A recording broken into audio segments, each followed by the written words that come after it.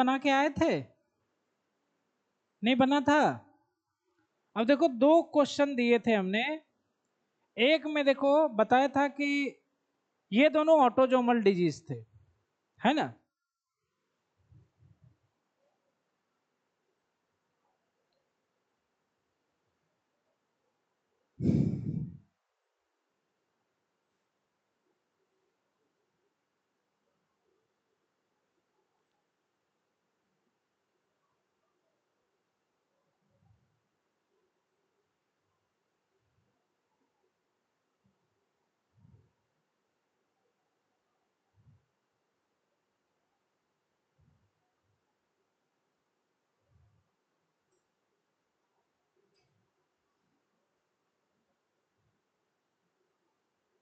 यही दोनों था ना, यही था।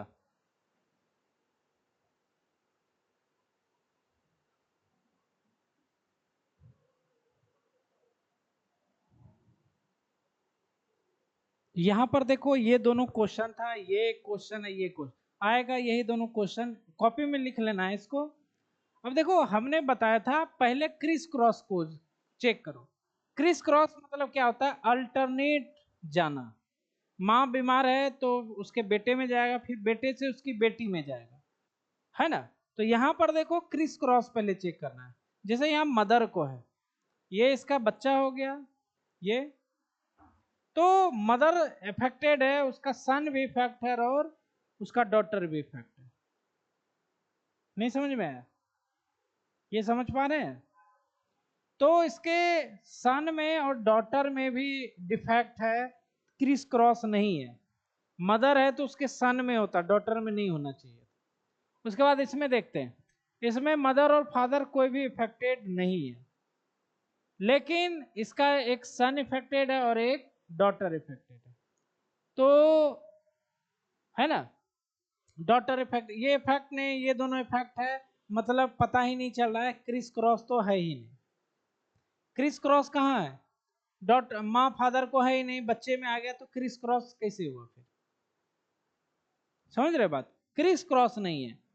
अब देखो अब क्या करते हैं, आपको बताया था ऑटोजोमल डोमिनेंट होता है या रिसेसिव। ये दोनों के दोनों जो चार्ट हैं ये ऑटोजोमल है। तो डोमिनेंट में आपको बताया था एवरी जनरेशन इफेक्टेड होगा, माँ बाप और उसके संतान जो है पीढ़ी दर पीढ़ी इफेक्ट होंगे। तो दोनों में चेक करते हैं, देखो ये माँ बाप हैं, इसके बच्चे हैं, ये शादी किया तो इसको कुछ नहीं हुआ, फिर इसके बच्चे के बाद इसके बच्चे में हुए, ये माँ बाप पहला जनरेशन दूसरा जनरेशन। तो देखो एवरी जनरेशन जो है इफेक्टेड है, तो ये होगा ऑटोजोमल डोमिनेंट। क्या होगा? ऑटोजोमिनेंट। और ऑटोजोमल रिसेसिव देखो क्या लिखाए थे, अगर पेरेंट अनइफेक्टेड हो और उसके बच्चे इफेक्टेड हो तो यह क्या कहलाएगा? Autosomal recessive. क्या होगा? ये होगा ऑटोजोमल रिसेसिव और ये होगा ऑटोजोमल डोमिनेंट, है ना? यहां पर एवरी जनरेशन जो है इफेक्टेड है, एवरी जनरेशन इफेक्टेड है। और इसके बारे में क्या लिखाए थे? पेरेंट अनइफेक्टेड होना चाहिए। क्या होना चाहिए? देखो यहाँ इसका पेरेंट है, बच्चा इफेक्टेड है। यहां पर भी देखो ये दूसरा पीढ़ी का शादी किया है, ये दोनों अनइफेक्टेड हैं लेकिन बच्चा इफेक्टेड हो गया। अगर पेरेंट अनइफेक्टेड हो बच्चा इफेक्टेड हो तो वो ऑटोजोमल रिसेसिव होता है। और अगर सभी जनरेशन इफेक्टेड हो तो वो क्या कहलाएगा? Autosomal dominant. समझ में आया? पेरेंट अनइफेक्टेड है तो ऑटोजोमल रिसेसिव, और पेरेंट और बच्चा दोनों इफेक्टेड है तो ऑटोजोमल डोमिनेंट। समझ रहे हो? तो इसको बना लेना आप लोग।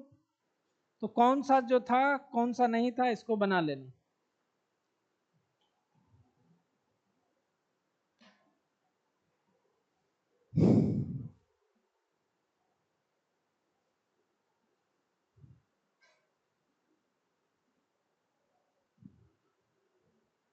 तो आज हम लोग चलते हैं डिजीज के बारे में पढ़ने के लिए। जेनेटिकल डिजीज कौन कौन से होते हैं उसके बारे में पढ़ने के लिए।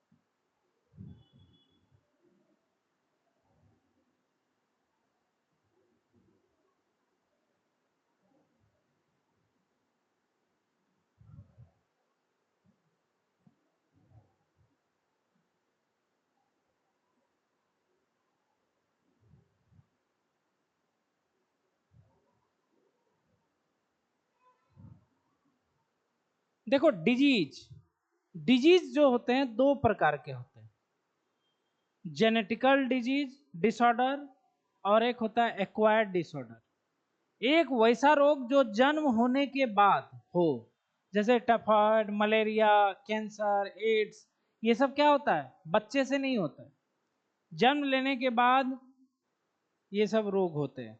तो उसे कौन सा रोग कहते हैं, एक्वायर्ड डिसऑर्डर। एक होता है जेनेटिकल डिसऑर्डर, इसमें अगर माँ बाप को है तो बच्चे में हो जाएगा, माँ बाप से ही आ जाता है। क्या आ जाता है, माँ बाप से होने वाला जो रोग होता है उसे क्या बोलते हैं, जेनेटिकल डिसऑर्डर। और जो अपने आप होता है दीपक बाबू, वो कौन सा रोग हो गया, एक्वायर्ड डिसऑर्डर। बैक्टीरिया से, फंगस से, वायरस से जो रोग होता है उसको क्या बोलते हैं, एक्वायर्ड डिसऑर्डर। और अगर जेनेटिकल डिजीज है, जीन के द्वारा हो, क्रोमोजोम के कार्य द्वारा हो, तो उसे जेनेटिकल डिसऑर्डर कहते हैं।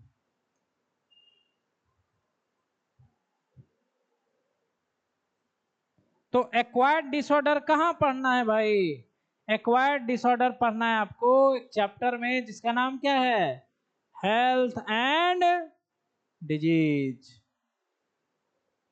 हेल्थ एंड डिजीज में आपको पढ़ना है एक्वायर्ड डिसऑर्डर। इस चैप्टर में क्या पढ़ना है, जेनेटिकल डिसऑर्डर।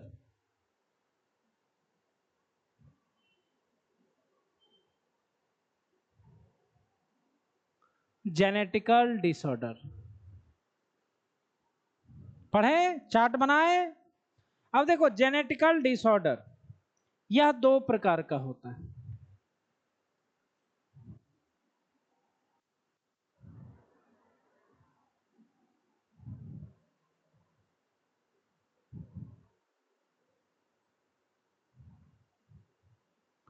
एक को कहा जाता है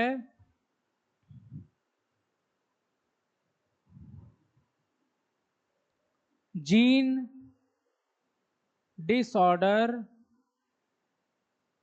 या मेंडेलियन डिसऑर्डर।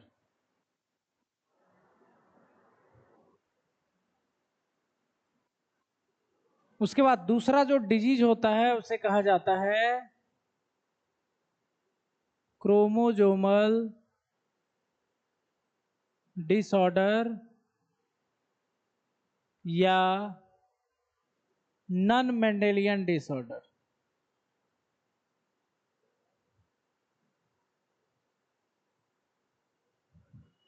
अच्छा समझो जरा, जीन डिसऑर्डर क्या होता है, जब जीन में डिफेक्ट होने के कारण कोई रोग होता है उसे क्या बोलते हैं, जेनेटिकल डिसऑर्डर।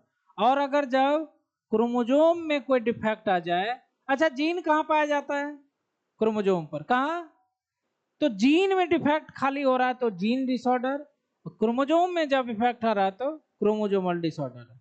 तो मेंडल साहब ने जीन का खोज किया था, क्रोमोजोम के बारे में नहीं जानते थे, इसलिए उनके सम्मान में इसको क्या बोलते हैं, मेंडेलियन डिसऑर्डर, क्योंकि जीन का खोज मेंडल ने किया था।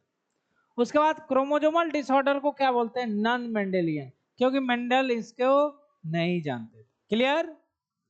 तो अब देखो रोग आप लोग को बताए हैं दो ही प्रकार का होता है, रिसेसिव और डोमिनेंट। कैसा होता है, रिसेसिव और डोमिनेंट, ठीक है। एक तो ऑटोजोमल क्रोमोजोम के कारण होगा, ऑटोजोमल रिसेसिव डोमिनेंट, और एक हुआ सेक्स लिंक, जो एक्स या वाई से कनेक्ट हो जीन, उसमें अगर प्रॉब्लम आ रहा है तो उसे कहा जाता है जीन डिसऑर्डर। तो यहां पर हम लोग लिखेंगे जीन डिसऑर्डर भी दो प्रकार का होगा, एक होगा autosomal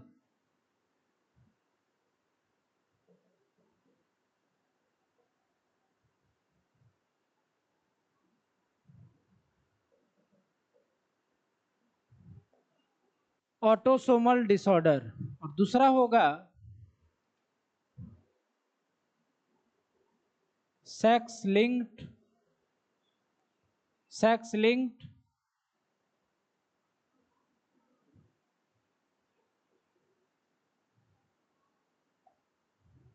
disorder, sex link disorder. कोई दिक्कत?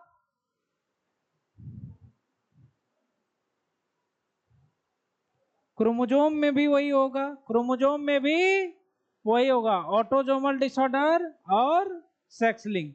दो ही तरह के क्रोमोजोम होते हैं, ठीक है, ऑटोसोमल और सेक्स क्रोमोजोम। तो यहां पर भी वही होगा, ऑटोजोमल डिसऑर्डर और दूसरा होगा लिंक्ड डिसऑर्डर।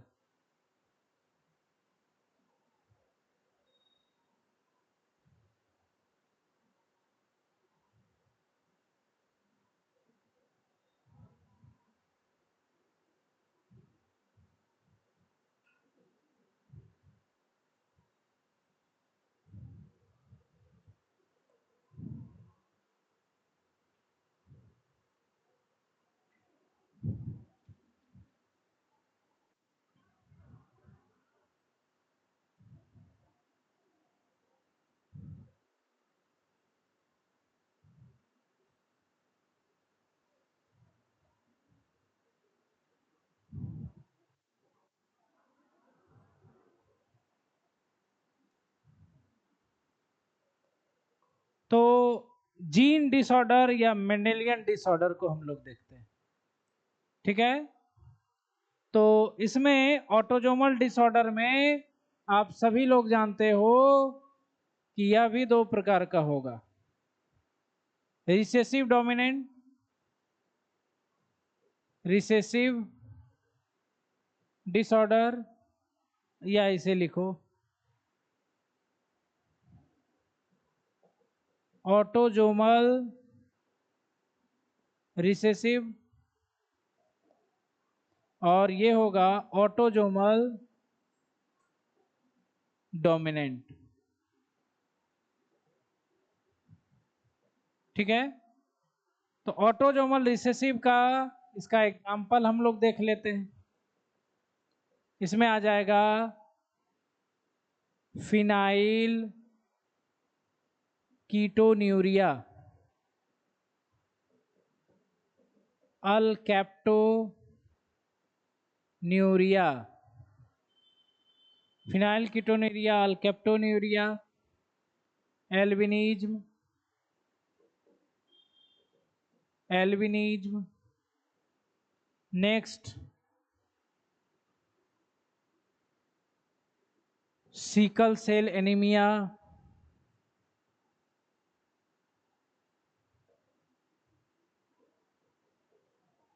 थैलेसीमिया,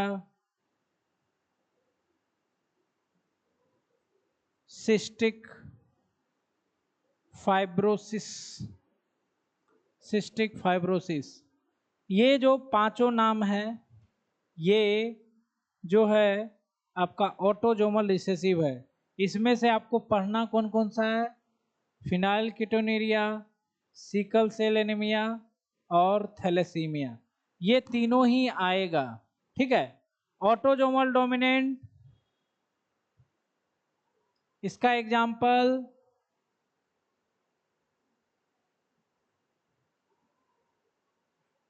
पॉलीडेक्टाइली,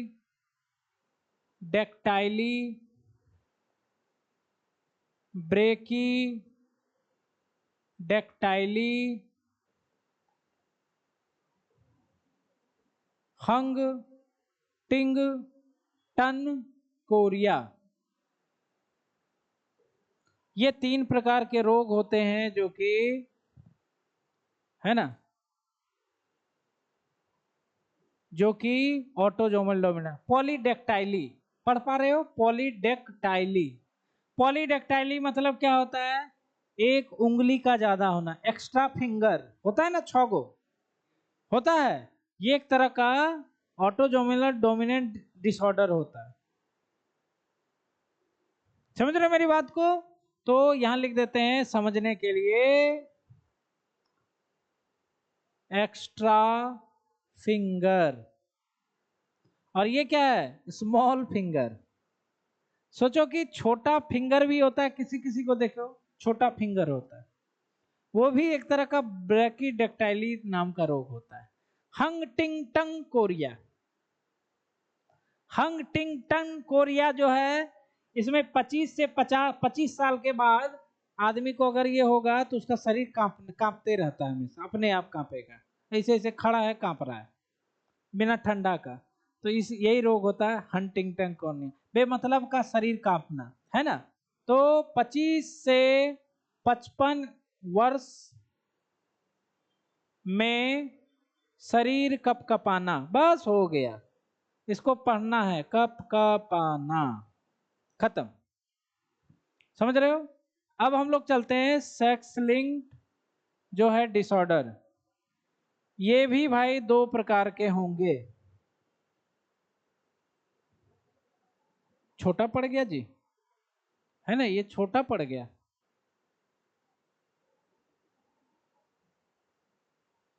क्या हो गया।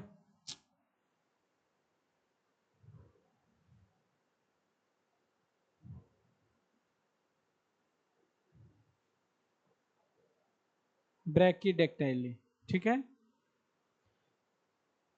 ये तो छोटा पड़ गया भाई। इसमें भी होगा।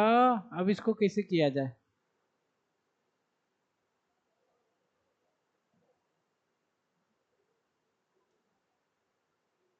इसको क्या करते हैं, हम लोग नीचे ले आते हैं।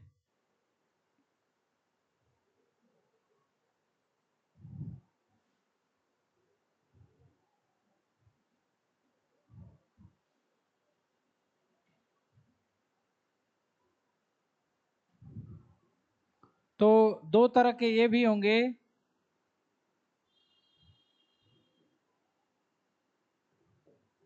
X linked recessive,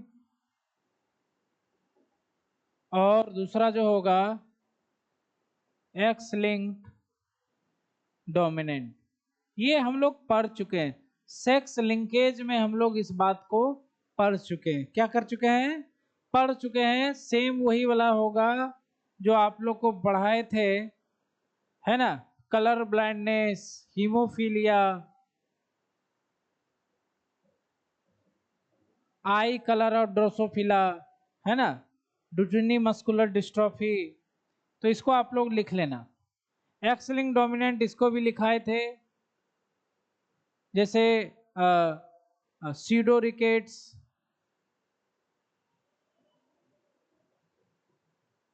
SIDO rickets, defective animals, है ना, जो है इसको लिख लेना। लिखाए थे ना, कलर ब्लाइंडनेस सेक्स लिंकेज में लिखाए थे, तो वही वाला सेम यहाँ पर आप लोग लिख लेना। आई कलर और drosophila, Duchenne muscular dystrophy, glucose PD6 phosphate, इतना देर में हम भी लिख लेते। डायबिटीज इंसिपिडस लिखाए थे वहां पर, तो इसको लिख लेना आप। अब देखो autosomal disorder, sex link disorder. तो ऑटोजोमल डिसऑर्डर का एग्जांपल आप लोग को पढ़ाएंगे डाउन सिंड्रोम, डाउन सिंड्रोम, ठीक है, एडवार्ड डिजीज, ठीक है। तो इसमें डाउन सिंड्रोम इंपॉर्टेंट है। ये हो गया ऑटोजोमल डिसऑर्डर, मतलब ये क्रोमोजोम का डिसऑर्डर है। क्रोमोजोम, क्रोमोजोम में कोई प्रॉब्लम आएगा तो क्रोमोजोमल डिसऑर्डर। तो डाउन सिंड्रोम में क्रोमोजोम एक एक्स्ट्रा बढ़ जाता है, जिसके कारण हमें डाउन सिंड्रोम होता है। अब autosomal disorder, sex linked disorder, ये एक्स या वाई क्रोमोजोम का डिजीज होगा। इसमें हम लोग को दो पढ़ना है ना, जैसे क्लाइनफेल्टर डिजीज,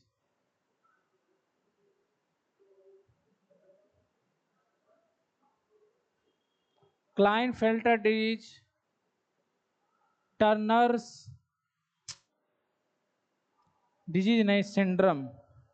सिंड्रम किसे कहते हैं, सिंड्रम मतलब होता है ग्रुप ऑफ डिजीज। क्या होता है, रोगों के समूह को, एक रोग नहीं होता, इसमें बहुत सारे रोग होते हैं, इसलिए इसको सिंड्रोम कहते हैं, टर्नर सिंड्रोम, है ना। तो ये सब जो है, उसके बाद सुपर मेल, सुपर फीमेल, है ना। तो ये सब जो है इसके डिजीज है, ये पढ़ना है, ये पढ़ना है। तो इसमें से आपको कितना पढ़ना है ओवरऑल, ये देखो एक चार्ट में आ गया। Phenylketonuria, sickle cell anaemia, thalassaemia, ये तीनों पढ़ना है। उसके बाद डाउन सिंड्रोम और क्लाइंट-फेनेट टर्नर, यहां पर हम लोग ये सब पढ़ चुके हैं। ये सब क्या है, पढ़ चुके हैं पहले। हीमोफीलिया, कलर ब्लाइंडनेस पढ़े हैं ना जी, ये सब पढ़ चुके हैं। तो ये सेक्स लिंक्ड जो है डिसऑर्डर है ना, ये हम लोग पढ़ चुके हैं, बाकी यही है। तो इसको जरा देखो बैठ करके 2-3 मिनट, है ना।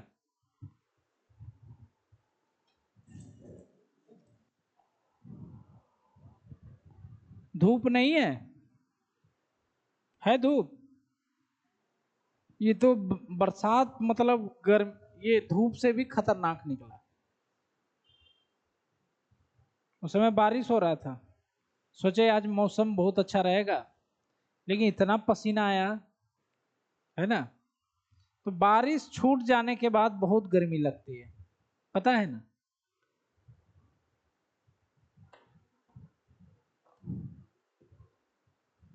पानी ले आना वहां से, देखे हो ना ठंडा पानी जहां मिलता है ना जी, ठंडा पानी मिलता है सबको।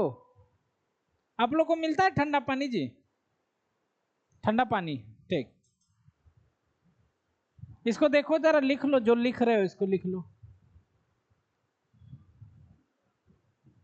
दीपक बाबू आपका घर कहाँ है, सुपौल में हो, उधर एरिया ही नहीं गए, बाकी उधर गए हैं पूर्णिया, कटिहार,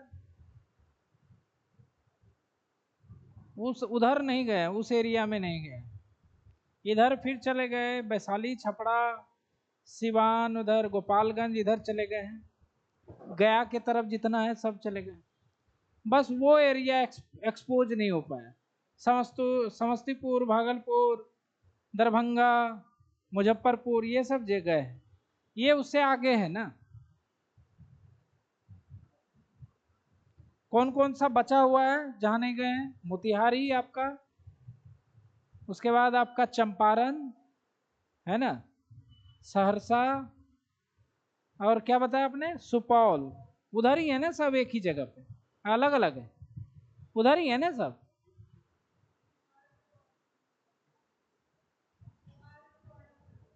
नेपाल के बॉर्डर पे सुपौल पड़ता है। हाँ,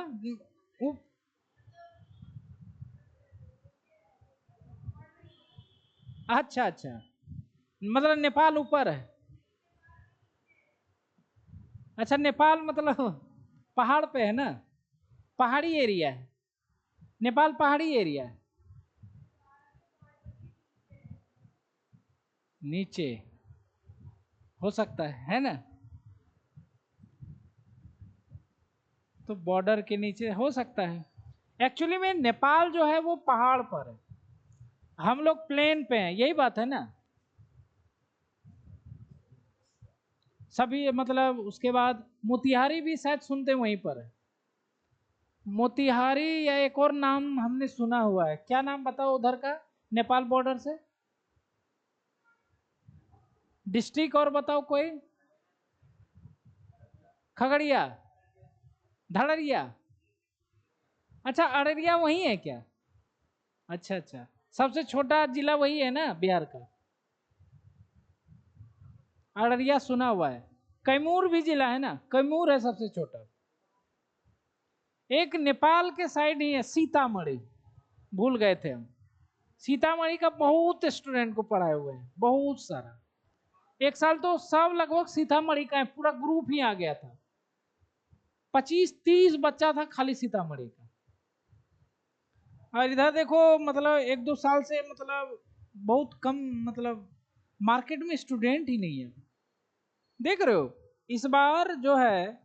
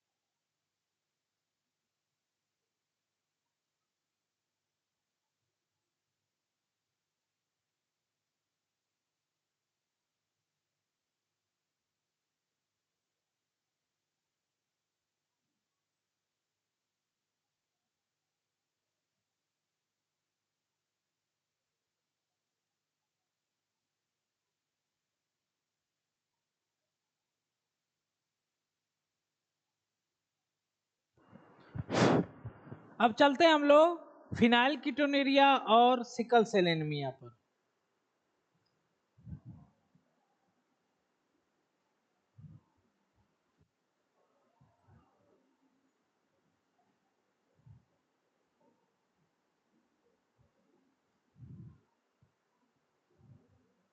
फिनाइल कीटोनुरिया, देखो ये क्या होता है।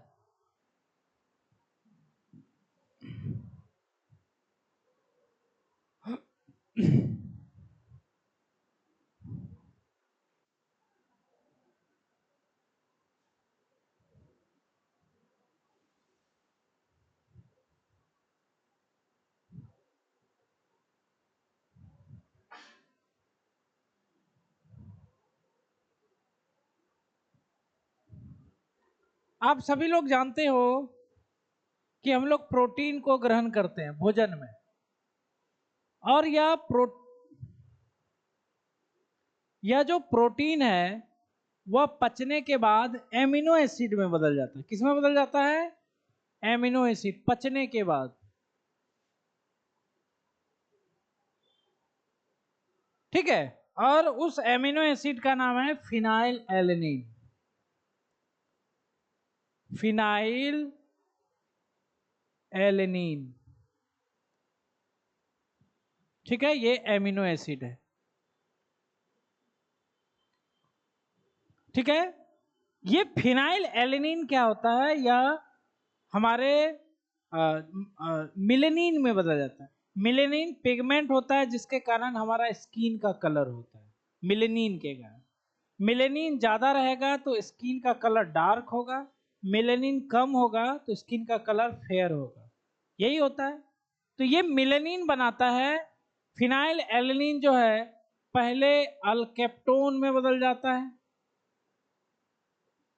फिर ये अल्केप्टोन टायरोसिन में बदल जाता है, और ये टायरोसिन लास्ट में मिलेनिन में बदल जाता है।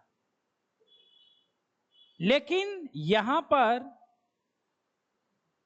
इंजाइम्स होते हैं, E1 इंजाइम, E2 और E3। ठीक है, E3।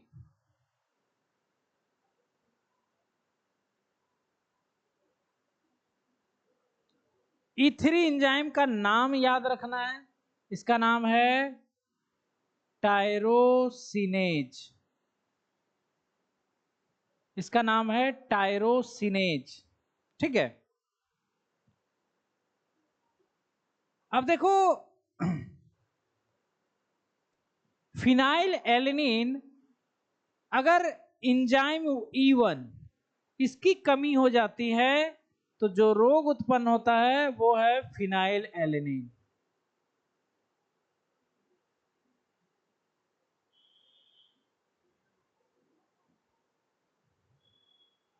ठीक है। और अगर E2 एंजाइम की कमी हो गई, मतलब अल्केप्टोन टायरोसिन में नहीं बदल पाएगा, तो इस कंडीशन में जो रोग होता है इसको कहा जाता है अल्केप्टोन्यूरिया।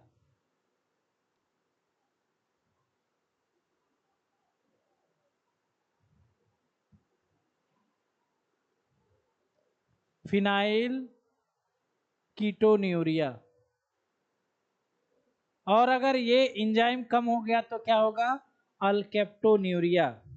और अगर टायरोसिन से मिलेनिन को बनाने वाला जो एंजाइम है टायरोसिनेज, अगर इसकी कमी हो गई तो इस तरह का रोग जो होता है उसे कहा जाता है एल्बिनिज्म। क्या कहते हैं भाई? एल्बिनिज्म। क्या बोलते हैं? एल्बिनिज्म। तो देखो यहाँ पर हम लोग ये दोनों तो पढ़ने ही वाले हैं, फिनाइल कीटोन्यूरिया भी पढ़ेंगे। अल्केप्टोन्यूरिया में क्या होता है? मेंटल रिटार्डेशन होता है। मेंटल रिटार्डेशन मतलब बच्चा क्या होगा? दिमाग से पैदल होगा। क्या होगा? मेंटल रिटार्डेशन मतलब दिमाग उसका बहुत कमजोर होगा, मेंटल रिटार्डेशन। और एल्बिनिज में क्या होगा?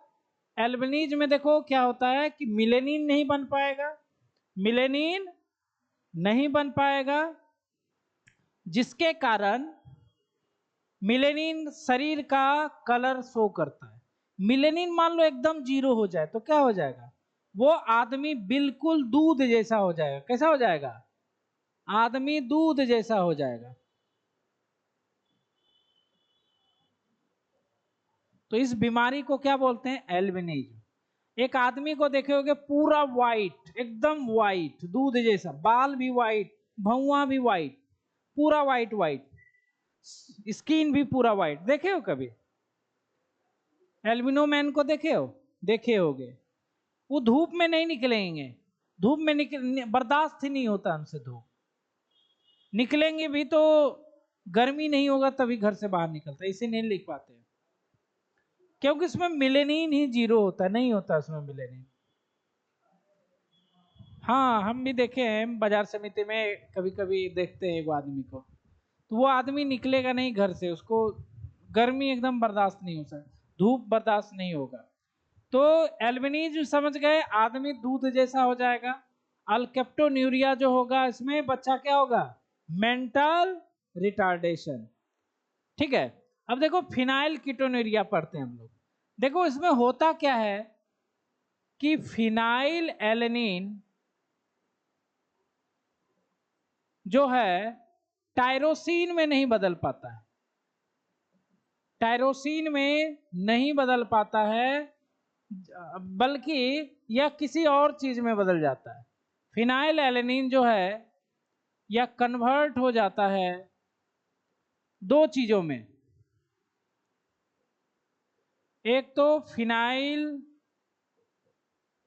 कीटोन और दूसरा है फिनाइल पायरुविक एसिड। ठीक है। फिनाइल पायरुविक एसिड या ब्रेन में जमा हो जाता है। कहाँ जमा हो जाता है? ब्रेन में धीरे धीरे जमा हो जाएगा, डिपॉजिट हो जाएगा, जिसके कारण वो आदमी क्या होगा? मेंटल रिटार्डेशन हो जाएगा। क्या हो जाएगा? मेंटलिटी क्या होगा? खराब हो जाएगा वो, है ना। और जो फिनाइल कीटोन है यह यूरिन में आ जाएगा, यूरिन से निकलते रहेगा, ये ये यूरिन में चला जाएगा और यूरिन से खाली फिनाइल कीटोन निकलते रहेगा। तो इसीलिए देखो यूरिन से निकलता है, इसीलिए इसका क्या नाम है? Phenyl ketone urea. यूरिया मतलब यूरिन, यूरिया मतलब क्या होता है? यूरिन। तो फिनाइल कीटोन्यूरिया में क्या होता है? फिनाइल पायरुविक एसिड ब्रेन में जमा हो जाता है जिसके कारण मेंटल रिटार्डेशन होता है। और किडनी में क्या जमा हो जाता है? फिनाइल कीटोन का क्या जमा हो जाता है? किडनी भी इधर गड़बड़ा रहा है, ब्रेन भी इधर गड़बड़ा रहा है। ये कैसा रोग है? जेनेटिकल रोग है। कैसा है? जेनेटिकल रोग है। इट इज जेनेटिकल डिजीज, क्योंकि जेनेटिकल रोग में पढ़ रहे हैं हम लोग। तो यहां पर लिखेंगे, क्या लिखेंगे फिनाइल कीटोन्यूरिया का? When gene of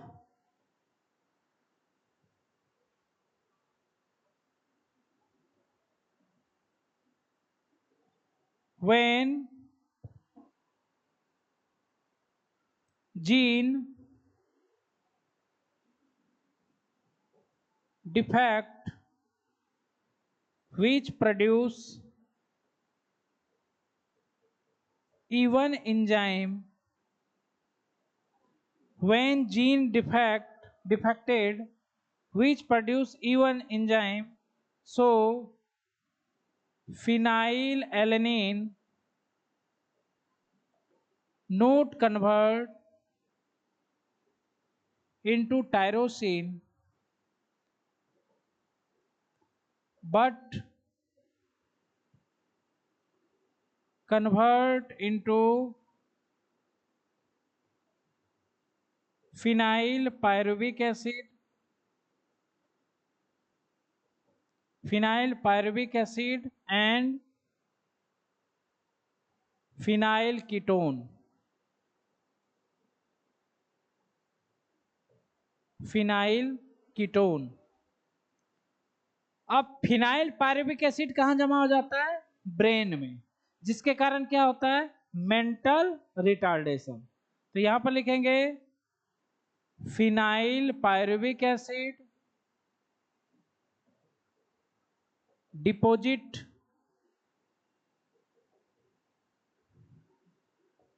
in brain cause mental retardation.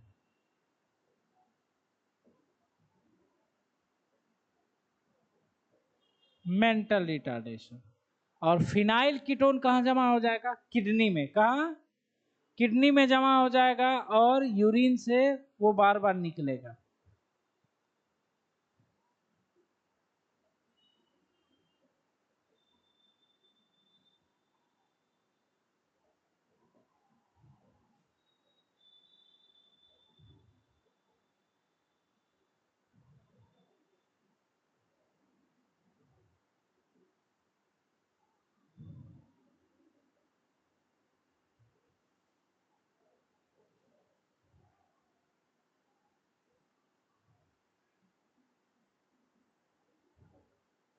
और ब्लड किडनी में, मतलब किडनी मतलब ब्लड में, ब्लड किडनी में जाता है। सारा ब्लड तो किडनी में जाता है छन्ने के लिए, जाता है ना। तो ब्लड में जो है जमा हो गया, किडनी में क्या होता है? यूरिन बनता है, वहीं से वो बाहर निकल जाएगा। तो ये जो हो गया आपका फिनाइल कीटोन्यूरिया, है ना। ये हो गया आपका फिनाइल कीटोन्यूरिया। तो हम लोगों ने क्या है, फिनाइल कीटोन्यूरिया जो है पढ़ लिया, ठीक है। अब इसके बाद देखो, अब sickle cell anaemia, thalassaemia, Down syndrome, Klinefelter syndrome, ये एक क्लास का लेक्चर है।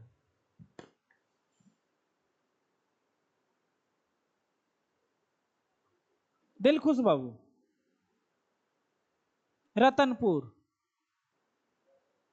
है ना, रतनपुर मुंगेर,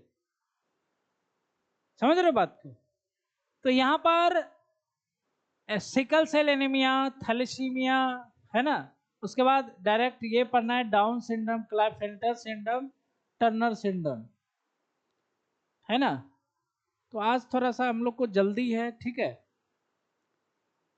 तो एक काम करते हैं, हम लोग इतना ही रहने देते हैं, ठीक है, आज के क्लास में। फिर जो है मंडे से आना है, बता दिए थे ना पहले से।